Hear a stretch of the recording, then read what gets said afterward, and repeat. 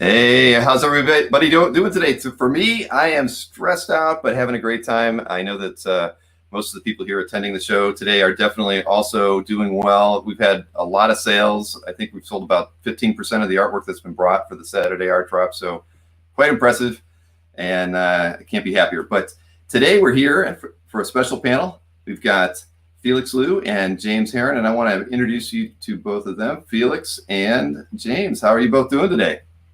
Hey guys. Great to be back, Bill. Likewise, man. I'm so like I said, it's an honor to have you both here because I know that Felix, you've got your own channel and you do so many things already in this kind of vein. Whether it's with your chats, you're one of the most innovative guys out there. So I'm just happy that you're able to take the time to be here with the people that appreciate comic art fans and Comic Art Live, and you've got the time today to do it on a Saturday afternoon. I've been looking forward to this. I think with my own thing, it's always there, and maybe guys take it for granted. But I really needed to dangle a carrot to get James to do something. And for the audience that doesn't know James, very quiet, very humble guy. But also we always joke, he's like a hermit. There was a group podcast we did with a lot of the artists. It was just after a show. We were all hanging out in the hotel room, and it was Ryan Otley, Stephen Green, Daniel Warren Johnson, Nick Patera, a bunch of guys, and James was in there too. And I think he may have grunted once, but I we still said, oh, and featuring James Harren, and everyone's like waiting to hear from James. Well, now today you get James. I mean, he doesn't have a choice now. He's here. Yeah. Front and center. I forgot about that. Yeah. Here I am. All right. Well, listen, I'm going to leave the panel to you both, and I'll be in the studio just pulling up, watching the comments, enjoying the conversation. And again, thank you both. I'll come in at the end when we need to sign off. Great. Thanks, Bill. Mm-hmm. And thanks, James. It means a lot that you would do this. I know this is not something you would normally do, but I wanted everyone to know that James Harren does more than grunt. James Harren's actually one of the smartest guys I know, and not just in comics, but within comics, really well read, very, very sharp, and definitely all coming through in your own book, Ultra Mega, which we'll talk about in a second. Thanks, man.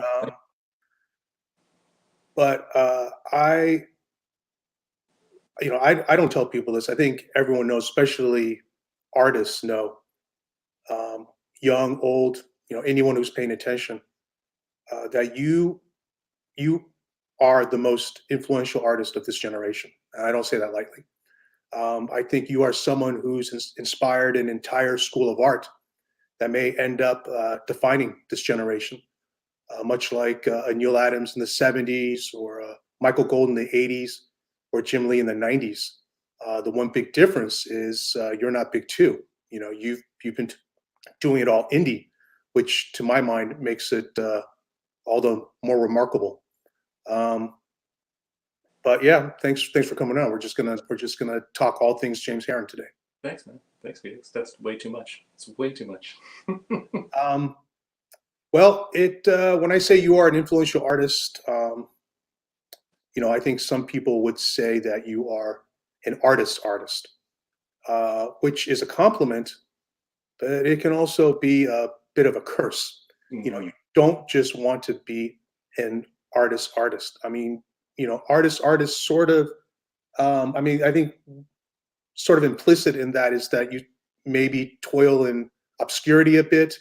If you're gonna be a Neil Adams or a Michael Golden or a Jim Lee, I mean, I think you really want to be more like Neil and Jim than Michael. No offense to Michael. I mean, he clearly is hugely important, but I don't think he got the acclaim or the recognition that he deserved or that he should have gotten.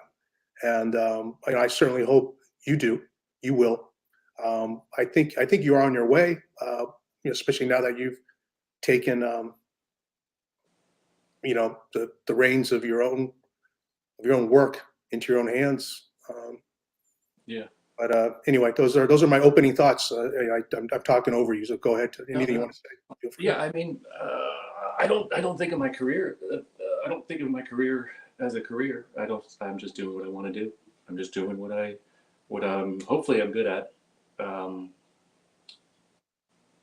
Yeah, I don't think about names. I don't think about hierarchy or anything like that. Like as far as like people liking what I do, it's low hanging fruit. I grew up reading manga. I grew up reading what was out there for my generation, and I just did what I liked.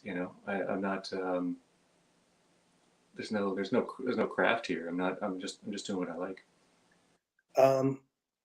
When we're at shows, you're just sitting there, you're sketching, you're hanging out. It's pretty telling who shows up at your table, who lines up, to other artists, young artists, older artists, veteran artists. It doesn't matter. They all want to meet you, almost pay homage to, just a remarkable young talent. But that's sort of the art. That's sort of the artist bit, right? And the danger in that, though, is that you're just sort of stuck there. And meanwhile, because you're so influential, there are others who are going to be, if I'm going to be generous, say, call it inspired or influenced. If I'm not so generous, just flat out co-opt your style, imitate your style. Yeah. And maybe not the most gracious thing to say, but I don't think anybody can argue with the fact that there are innumerable James Harren knockoffs out there now. And so when I say there's a danger in just being artist, people don't necessarily know, like the audience at large doesn't necessarily know who originated the style or where it came from or who was the one who inspired everyone. But they've maybe start getting used to this style and just figure, okay, it's almost like a generic style. I know you don't think about your career much, and maybe this doesn't, enter your thinking, but I think about it. I'm not shy about, talking about or making that known. But I mean, I know you must have seen it. Well, yeah, I'm clamming up a little bit. It's hard to look at it in those terms. There's too much ego in that. So I'm not responsible. This sounds weird. I don't feel responsible for how my art looks because it's just the stuff I like, and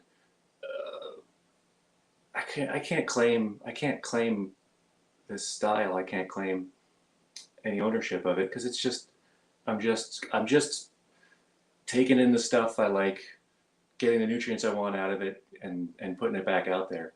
And right now, manga's finally big. I grew up reading manga. I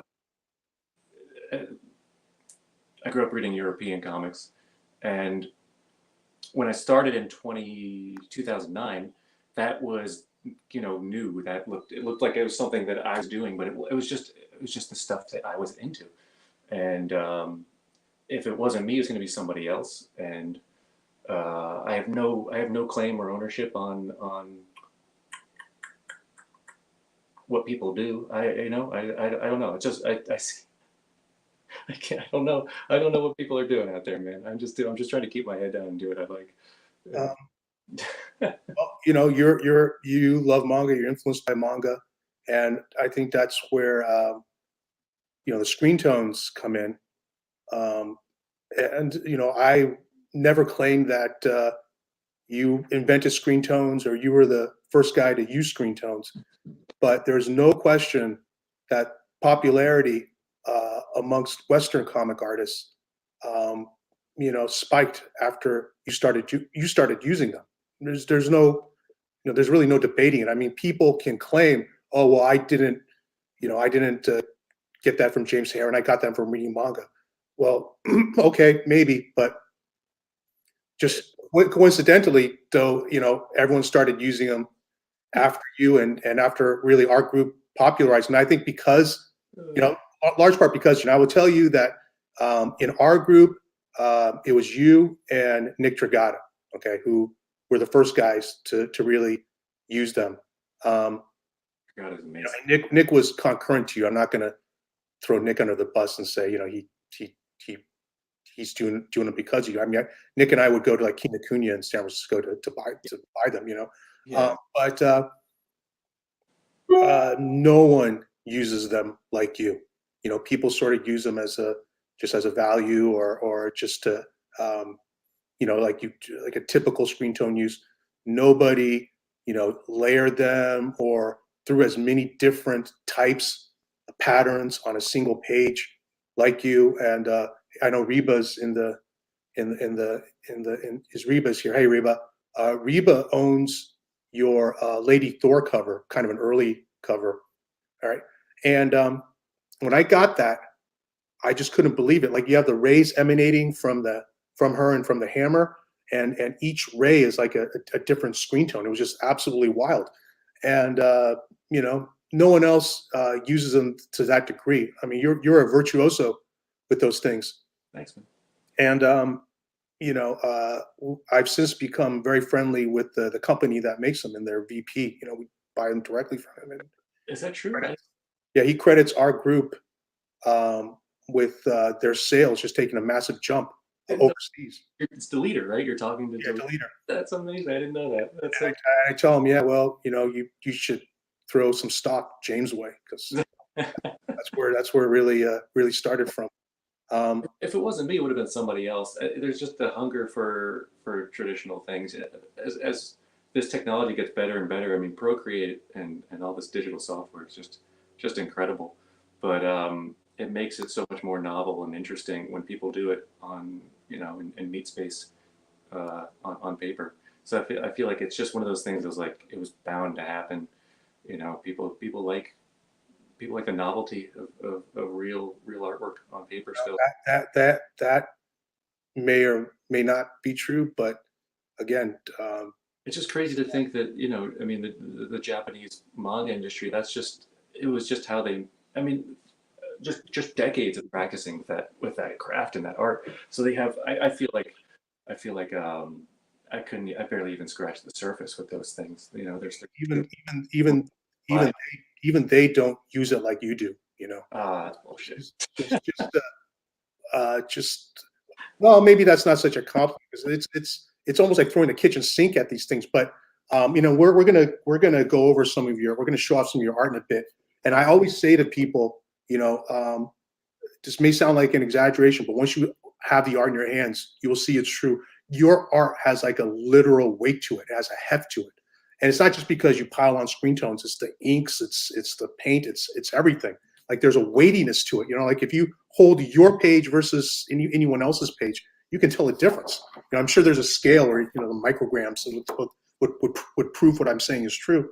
I noticed the art is like physically heavier as I put more and more ink on it, and white paint and then ink and then white paint. So it's like it's meaty. Exactly. But like with screen tones, when they really blew up, especially after our guys started using them on commissions, I always said, James was the first guy to really use them, and he'll be the first guy to probably jump off. He'll be the first guy to move on. And I noticed in your, I'm sorry. No, go ahead.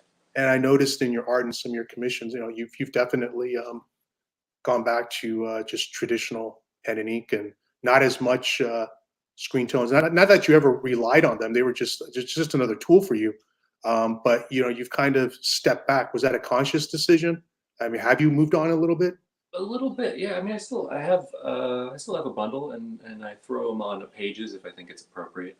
But yeah, I haven't done a commission in a while, right? It's probably been well over a year. I just get obsessed with things, I want to. You just when you adopt a new medium, you start thinking in that medium. And I remember I'd be at the grocery store, like on a snowy night, and I would see streetlights, and the snow, gets illuminated by the streetlight, And my mind's immediately like, how the hell would I do that in screen tone? And it's just fun walking around the world like that. Like, how would I do that car? How would I pull off these trees? You know, it's just, it's fun to pick up for a while. And then my brain, for whatever reason, moves on and I'm on to something else. Like this past year was color stuff. Yep. And now I'm so booked on Ultra Mega that I'm just thinking about story and comic pages and stuff, which is really nice. But it's fun. It's just a challenge. It's just a fun way to look at the world. So your commissions, always get a huge response from collectors and on social media, and you know, they've been pen and ink for years and years, up until this last list where we decided to switch it up because you wanted to play with colors. Mm. And it's amazing to see the progression from the early ones to the later ones. It's how you can chart the progress and see how much you've learned along the way. How close are you? How close do you feel to that? You're getting it now. I mean, how confident are you? Not confident at all. I'm never confident. I'm not surprised by the answer, but I will say that colors are fantastic. Thanks, man. Yeah, that's fun. That's why that's the fun of it is when you pick up something new, you're awful at it, and you just know that there's so far to go. You'll never run out of ideas. You can never be bored when you pick up something new. So with color, it's like, Jesus Christ. I mean, I was always a frustrated painter. I think, like when I was in high school, I wanted to be Frank Frazetta, and I wanted to paint. I wanted to do paintings. I wanted to do full on, fantasy paintings. But I was never very good at it. So it's nice picking up like these color commissions. I can limit the palette, limited composition, small size, and you just play around with what different colors do to each other. It's just fun, man. It's just play. The whole thing's play. So is this kind of intuitive, or are you actually studying color theory? Yeah, I'm a very intuitive artist. I got a high school education. I'm pretty intuitive. I pick up those books. I've got the James Gurney Color and Light, and you pick up a thing or two there. But I don't have that academic mind. I don't think like an engineer. I don't know, what color value with one of those, whatever those things are called. You can't pick. You pick out your 40% cyan and your 20% magenta, and it's going to look good next to this 30% fucking whatever. I don't know how to do that. I wish I did. Some people have that mind and they do really amazing stuff with it. Well, you said you started drawing comics in 2009, and I think you made what year was Long Death in Mignolaverse? That was I think I was drawing it in 2011. I think it may have come out in 2012 or somewhere around there. All right. Well, that was an instant splash. Certainly with other artists like Daniel Warren Johnson, who I will always give Daniel credit because he's always very generous with his. He credits you as the guy who literally changed his life. He talks about it like he had gone to study to become an art teacher and was doing comics for fun, but it was after checking out Long Death that he decided he's going to go for it. He's really inspired him to go for it, and certainly stylistically hugely influenced by you, and as well. I mean, I remember early on in the screen tone days, we were all at Emerald, and everyone is watching you like, what's he doing? What's he doing with that exact one? What is he doing? And you very patiently taught Dan. I remember the show was closing, and you were teaching him how to do it. So Dan owes a lot to you, and I'm glad it worked out for him, because if he quit a good job because he read a comic book, I would feel horrible. All the times, all the ways that could have not worked out. But it turned out, he had his own talent too. Yeah, obviously. You just lit that spark. Yeah, he's amazing. So now I would say that in a way, it's maybe worked in reverse, because one thing about Daniel is he wants to write his own stuff. He's very, very adamant about that, and he's grown a lot. Like, you read his early efforts and to what he does now, he's so much more confident. But he was willing to put in that work, and I also think in his own way now he has inspired other artists to to write their own stuff. And I don't know if that's a direct influence on you necessarily, um, but I think that I think he has paved the way um, in for not just for other artists, but also for publishers to give artists a chance. And I mean, at what point? So, at what point did you decide, I'm going to write my own thing now? I don't remember the point. Yeah, it's great. It's great. Dan's one of those guys to stubbornly just do it himself. It's an awesome thing, and it's hard not to notice. I don't know what the point was. It was part of me thought I was just going to keep working with writers. Part of me thought that I could be satisfied doing it too. I hit a wall at some point, 2016, 2017. I couldn't work with people anymore. I just couldn't, not in like a, I've worked with amazing writers, and I always bring everything I can to my collaborations, but there was just something about the next project. I remember 2016, like the next project I had lined up fell through, as they do, which is fine. And then I was thinking about what the next thing was, and I was like, there's nothing. I don't want to work. I don't want to work on someone else's script. I don't want to. My body was just rejecting it. I couldn't do it. I just couldn't do it anymore. And I spent that year doing commissions, 2016, 2017, around then. And I was doing odd jobs, just figuring out what the hell I was going to do. And then, yeah, just wild hair. Yeah, I mean, Dan did that Skybound thing first, so that probably gave me the idea. Skybound was open to it. They were more than open to it. And so we went from there. I started Ultra Mega in like 2018, I want to say, something like that.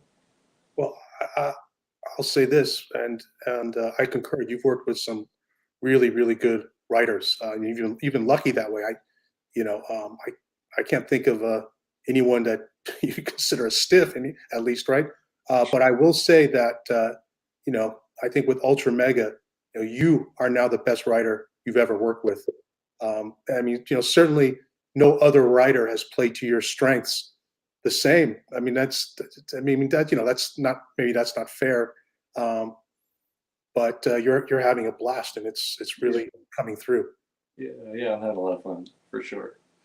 I'll just say, I really enjoyed Rumble, but for a book called Rumble, I was hoping for a little more rumbling, and like Ultra Mega seems to be making up for all of it. Yeah. I'm gonna work the second arc. I'm gonna do some more making up too, because there wasn't quite as much rumbling in the first arc as I would have wanted. That's why that was the page count thing. I think that was the whole impetus to do double issues, because you do all this, you lay all this pipe, you do all this work, trying to set up conflict, trying to set up a fight, and you get like 2 pages for it. You get 5 pages for it. I think Long Death was such a breath of fresh air for myself, and hopefully for readers, because John, like, he did an amazing job with those first 2 issues laying pipe and the characters. And when they finally meet at that 3rd issue, he had left tons of room. And he's a great writer. He's a great writer because he didn't send me a script that said they fight. That's one of those things that writers think they're giving you a gift, and it's not necessarily the case. It can be, but it's not necessarily the case. If they can go in and just sort of plant some seeds, let you know when things can get loud, when things get quiet, and so you're not just stuck with 10 pages of they fight. It's like this could go anywhere. This could take. I drown in the possibilities. And Arcudi's not one of those writers. He gave me a lot of great emotional springboards for a good fight scene. Well, anyway, Ultra Mega does feel like your coming out party.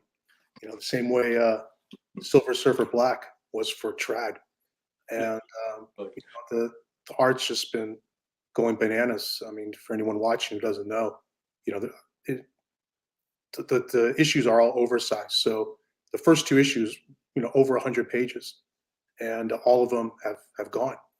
So I'm happy. I guess I'll just tell the audience now, because a lot of people have been wondering, you know, what's going to happen to issue 3? Is it going to sell complete? Are we going to break it up? Well, we are going to break it up. I'm just going to show some pages, and as it turns out, I'm shooting to have the pages up for sale. We'll do a drop this coming week. If you're not already signed up for my newsletter, sign up for it on the site, because you'll get the drop time and all the details.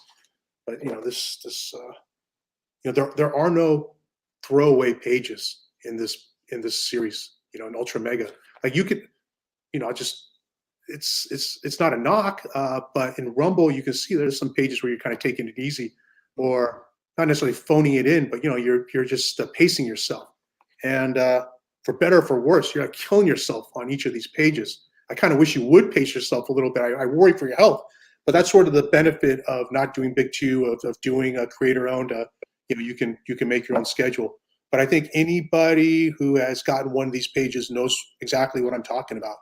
I mean, everyone's a fucking masterpiece. You know, I know people may say, oh, you know, you're just a rep, you hype, and that's your job. No, I'm a collector. You know, you look at our roster, and we have killer talent, and that's not by accident. You know, I mean, I truly believe in this, and so if I tell you this art is unbelievable, I really mean it. You know, I mean, Lambert's in this group, and you know, he sort of made the joke. You know, what people don't know is you're kind of slumming. But I've never had a job I enjoy more, and big reason is because I get these boxes of art in the mail that I get to hold in my hands. I get to look at him in person. Not just me, but Yams. You know, Yams does all the scanning. We just get such a kick out of it, because you can get, this is just one page, just like every panel. No shortcuts. You know, doesn't skimp on anything. So I'm just going in order. I'm not picking any particular pages. I'm just going in order. You know, I mean, just look at all the ink, lettering, everything. And you know, in the comments, I see people are saying what a great read it is, and it is. You know, and I kind of wish though the book was published like this, black and white. You know, artist edition style, and then just your own crazy designs. I'm just, you know, just keep going. And all these pages are going to be available at the drop.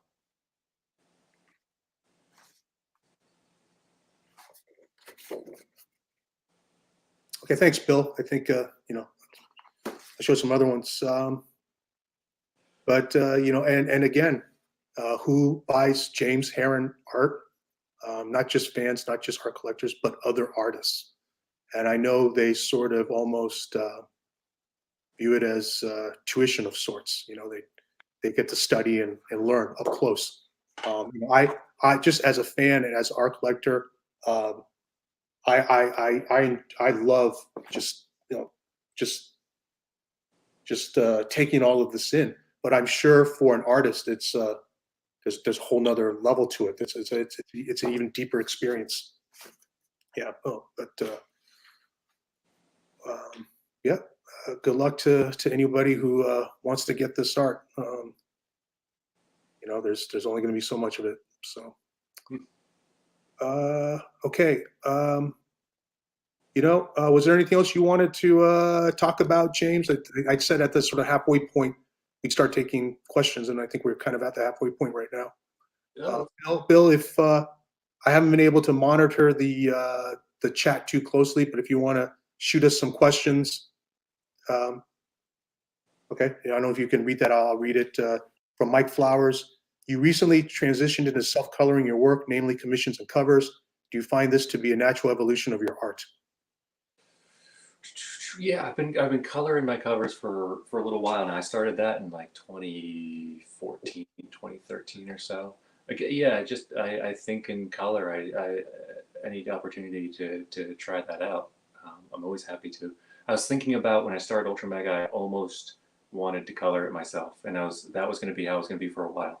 But I'm really glad I didn't. Not just because Dave Stewart, obviously, he did such an amazing job. But also, I would still be working on it right now, so I'm glad I didn't do that, because I would have never finished. Never finished. Okay, that answers that question. It would be nice to color my interiors. That would be the next challenge, and I would start off slow with that. I would do like an 8-pager and color it first, and not just throw myself in the deep end like I did with Ultra Mega. That was I think it says a lot that a Hall of Famer like Dave Stewart would do this. he's great. Yeah, I owe him so much. Yeah, he made this book what it is, as far as I'm concerned. And I'm a huge Dave Stewart fan. I think he makes everything look better. But at the same time, I'm not kidding. As great as Dave Stewart is, I'd love to see the art published like that. Like this. Black and white. That would be cool. Just like just like this. By the way, I love these three dudes. They're like little kind of Three Stooges energy. Yeah. Okay.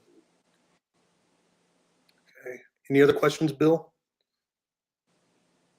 This is from Just. How has James' process evolved over the years?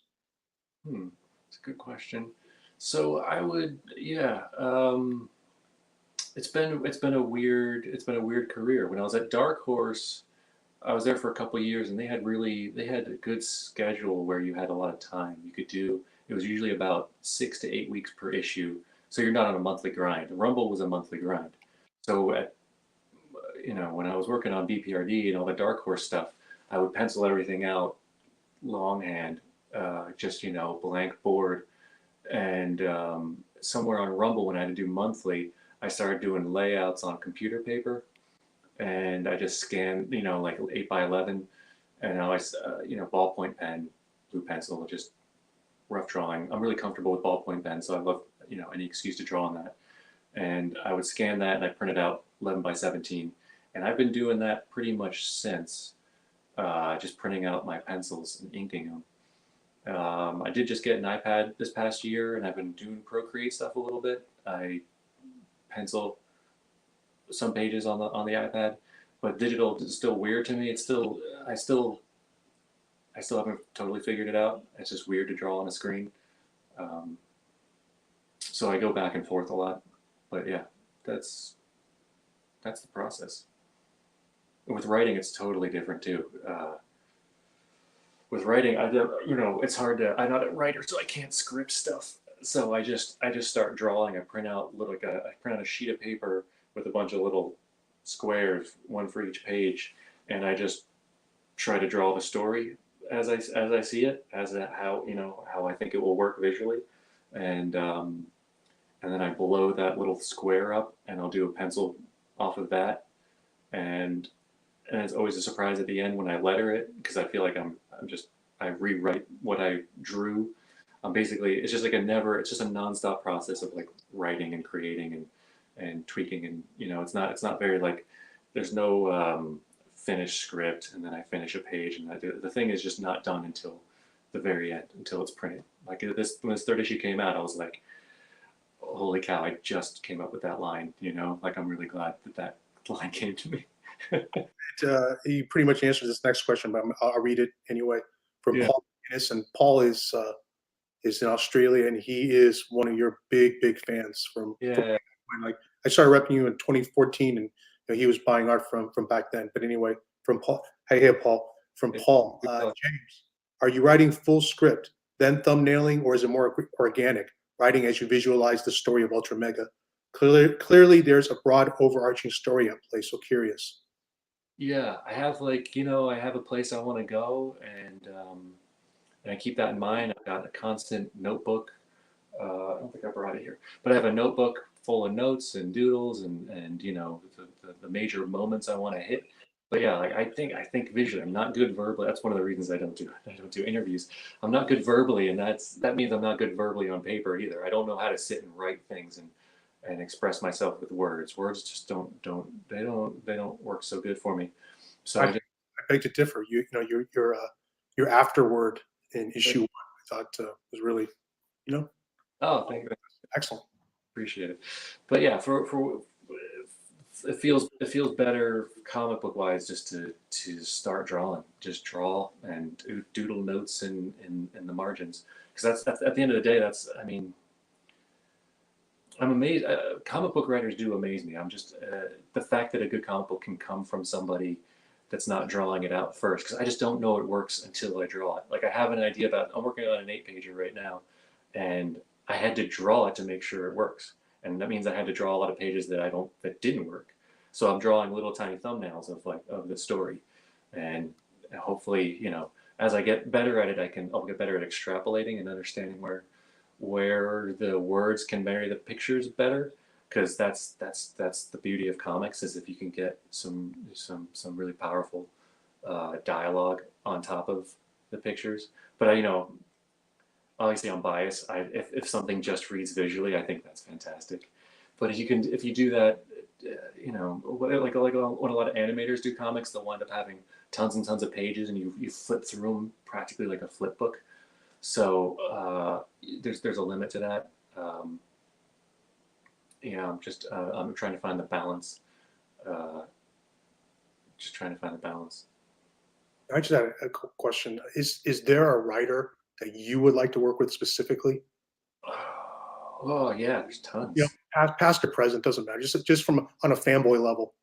I mean, if we're doing like Blue Sky fanboy version, I mean Frank Miller, Alan Moore, obviously, because maybe that's like too pat of an answer. But as I get older, like you you realize how fucking these guys are fucking geniuses, and it would be incredible it'd just be incredible to work with Frank Miller. From what Dave Gibbons says, he was very free form, and he loved adapting to what the artist wanted to do, and that's why we get hard boiled. You get what was the one he did with Gibbons again?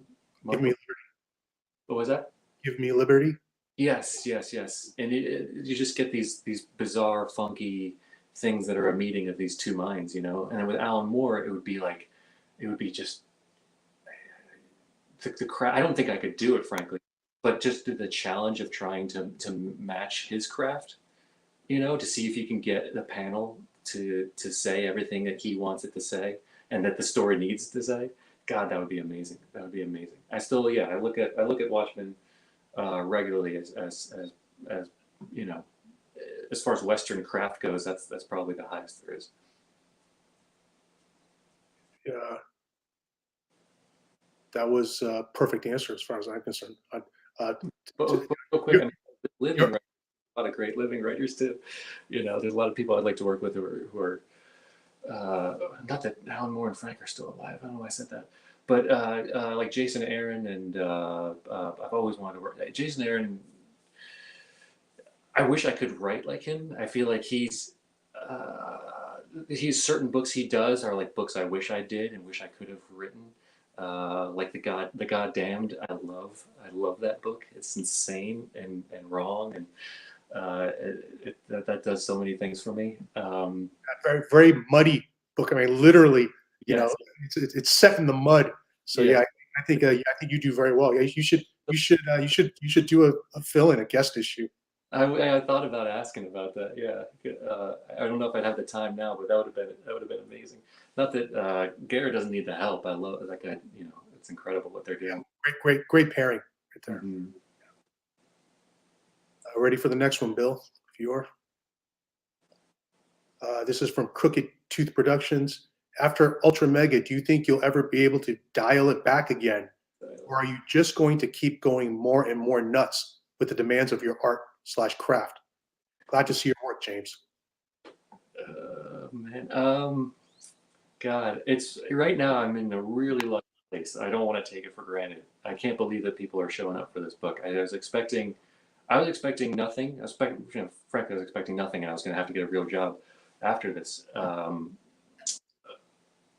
So if people still like this stuff, this is only the beginning. There's so much more I want to do.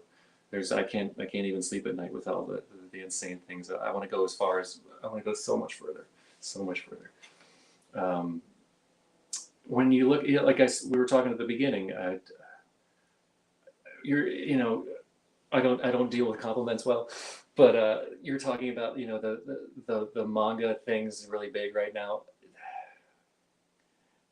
There's just this bedrock of comics out there that this country made, where people were taking insane swings and being for years and years and competing with each other. Like, I just feel like we're only starting. If we're really going to keep going, or with artists and writers together, like, you know, if we keep indulging that, the publishing world and the readers, then this could be really exciting, because there's so much further you can go with it. And I hope writers take that note too, and realize that the artists can do more than talking head pages, and they can do more than some of the big two books. I don't, you know, not to throw shade, but the comics can be so much bigger and stranger than they are now. Okay, well, you know, you mentioned big two. Did you ever think you would see a book like Silver Surfer Black from the big two? I mean, it's a beautiful thing. It's a miracle, and I don't want to talk about backdoor stuff, but it's like, it was a struggle. It was a fight. It wasn't something that, you know, the first guy to go through the wall is the one who gets bloody, and if Marvel's smart, they would let a lot more people, a lot more artists take risks with those properties, as far as I'm concerned. Let's say they are smart enough and they figured it out now, you know, after Trad did what he did, and you have the opportunity to do your thing over there. Is that something you would consider? I don't know.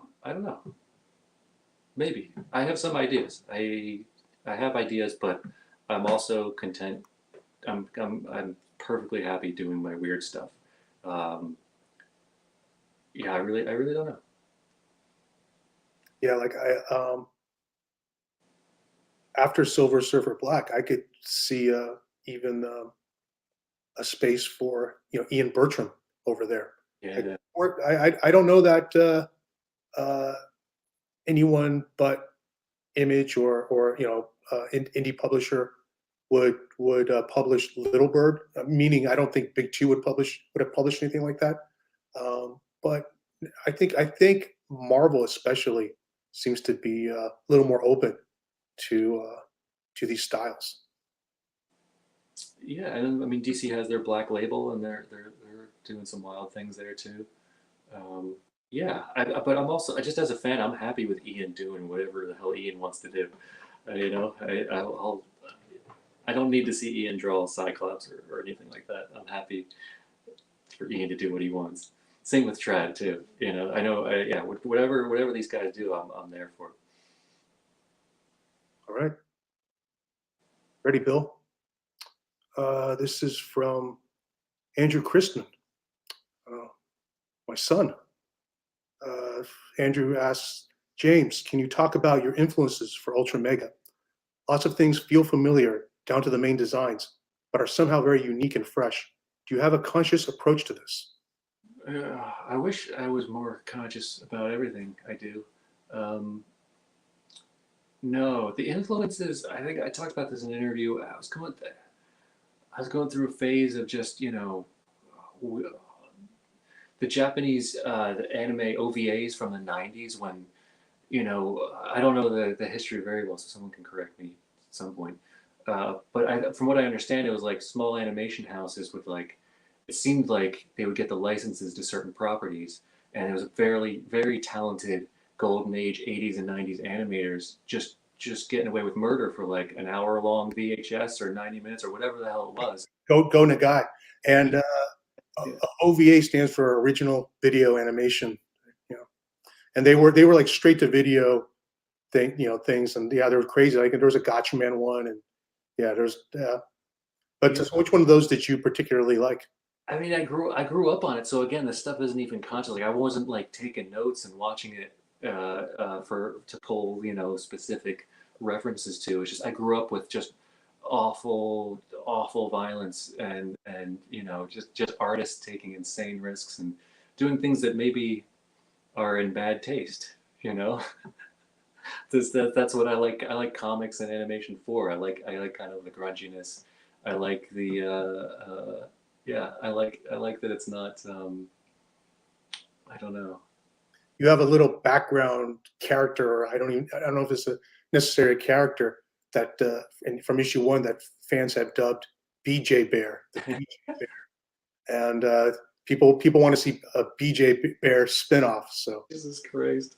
That's such bad taste. I can't believe I even put that in there. I was in the layouts and I showed it to the editor with like a balloon over his head, I think. And I was expecting it, like, hopefully, I just wanted the editor to laugh. I was waiting for him to say, like, don't do that. And he didn't. There's a panel where you have a half figure, right? And on the bottom half, sort of off screen, if you will, you see he's pantsless. He's his wiener's hanging out. And like the guy who bought the page, he goes, "Oh man, why'd he do that?" I go, "What do you mean? Why'd he do that? You want that? That's Herron right there. That's that. If for no other reason, that absolutely authenticates that art as yeah."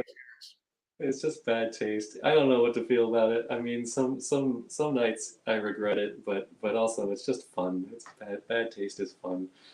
But yeah, that particular thing, I was expecting that to get pulled from the issue. I just wanted, it was the scene with it was a rich party, and I had Kubrick on the mind, and like Eyes Wide Shut. Eyes Wide Shut, The Shining. He loved showing the creepy decadence, of the super rich, and just yeah, and that's something I'm fascinated with. So yeah, I wanted to do something that was emblematic of that made people think like, oh, this is decadence to that creepy level, so people understand it. It's not just a black tie rich people affair. Like this is the creepy Kubrick kind. So your acolytes, your imitators, they can all sort of mimic the surface stuff, the superficial stuff, but the deeper stuff, like having a pantsless guy hang out off panel, that's only you, James. That's only you. But I'll say this, like on a just on a technical level, right? Even the just considering the superficial part, the style, it really felt like you're making a statement with Ultra Mega. This is me reading into it, but when I look at this, it's almost like, yeah, copy this, MFers. Not just there, not consciously. Yeah. Well, copy this, MFers. All right, Bill, ready for another question? This is from Just again. Just gets a double dip. What is James's philosophy on using references for the art process? Every panel looks like they have so much love and care. References. Like we're talking about visual references, like I would assume so, yeah. I do it every once in a while. Yeah, I take photos of myself or a hand, or I don't lean on it too hard. Because I'm not that great of a draftsman, so I don't feel like things have to look real or great all the time. Once you create that kind of photoreal look, you're sort of married to it. So for me, I'm very intuitive, and if there's a feeling or emotion I'm trying to get across, and I'm just not cutting it, just drawing it freehand, I might try out a photo reference. You sort of train that part of your brain though to have a bank of images you can call. Because I remember I've seen your sketchbook, right? But like when we were in Japan, just sitting on the subway, the rest of us were just blah blah blah, excited nerd, blah blah blah, and then you're just in your typical James way, just sketching people, sketching. Like you're always doing something. You're always practicing. You're always honing your skills, and so that when it comes time to you may need a reference of a drunk guy on a subway. You don't need to Google it. You've got it up here already. Certainly, yeah. There's that aspect of it. It's life drawing. I don't get to do it as much as I'd like to these days, but it's a really great, relaxing, meditative thing. And then you do wind up kind of banking some poses, or for me, like I said before, like it's feeling based, and when you've already drawn the feeling, it's kind of in your head somewhere. God, it's hard to describe this. So like if you sit down with that emotion in mind, there's a really good chance that you'll be able to draw it if you've been practicing all the fundamentals, and that's kind of what life drawing is. You practice the fundamentals to make sure where an elbow's going, where it's supposed to go. But without the feeling, you wind up with just a bunch of stiff posed characters, you know. So it's always feeling first, always feeling first. I never wanted to do. I really respect people who like Tommy Lee Edwards is amazing. John Paul Leon, obviously, because they're not cut off from that feeling part, but they just have such an amazing skill at executing reality that they know when they do photo reference, it's not because it looks cool. It's because it works for the story. They know cinema very well, and they know when a long shot was going to work, and they know, you know what I mean. It's those guys are amazing. So I didn't mean to I'm not trying to poo-poo the photo reference stuff. It's just I don't really know how to fit it into my work fully. Yeah. Well, frankly, I never really saw all that much in it, you know, in your work. No, not blatantly or, you know, very obvious. Okay, Bill, ready for the next one? From Comics Art Connect. James, can you imagine Ultra Mega on the big screen? Is that something you think about? Thank you for pouring your soul into these pages. No, I never thought about it. Didn't think about it going in. But I had like an oh shit moment recently. I watched that first episode of that Invincible cartoon, and Jesus Christ, that end scene. I think it had been Robert Valley or so. They had some key animator, like a really good director, and it just looked amazing. Have you watched the whole thing yet? No, I just watched that first episode. It's so good. It really is. I mean, I was surprised. These adaptations usually don't hold a candle to the original, but they did such a good job. The story editing is so tight. I think if you like the first episode, you're going to like the rest of it. Oh yeah, I'm really excited. It's a time issue now. That's why I haven't finished it. But yeah, it looked that was the most exciting thing I've seen in a very long time, and that got my wheels spinning.